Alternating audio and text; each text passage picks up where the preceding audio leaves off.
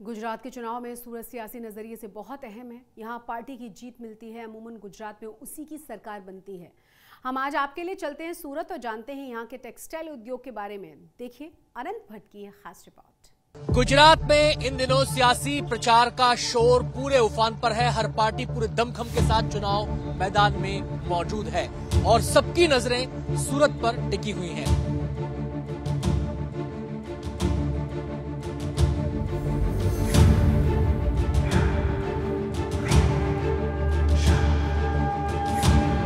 अब सवाल यह है, क्या गुजरात की सियासत की सूरत से ही बदलने वाली है? खैर वो एक अलग मसला है, लेकिन हम जब बात करते हैं सूरत की तो बात आती है इंडस्ट्री की, बात आती है कपड़ा उद्योग की। और जब कपड़ा उद्योग की हम बात करते हैं तो आप पैमाना लगाइए कितने बड़े पैमाने की इंडस्ट्री है। 50,000 करोड़, एक अनुमान ये कहता है कि 50,000 करोड़ का सालाना टर्नओवर है इस इंडस्ट्री का और 30,000 करोड़ सालाना का एक्सपोर्ट यहां से होता है। हम इस समय मौजूद हैं सचिन GIDC में।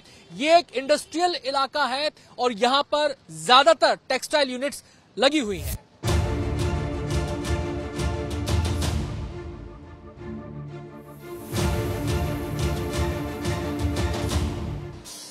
हीरे की तरह ही टेक्सटाइल इंडस्ट्री भी सूरत की पहचान है। अगर हम बात करें इस इंडस्ट्री की तो बड़े पैमाने पर सूरत में इसका कारोबार होता है।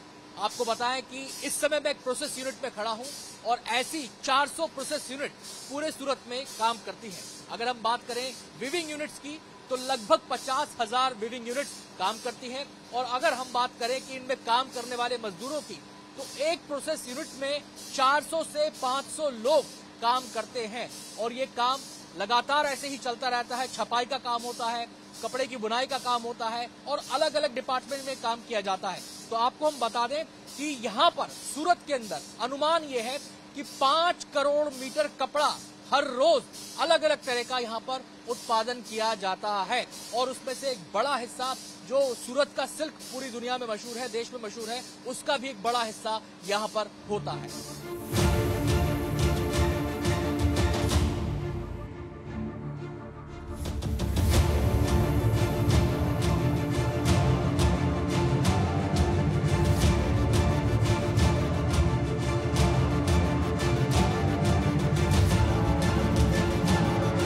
सूरत की कपड़ा इंडस्ट्री पूरे देश में अपनी धाक जमाए हुए है।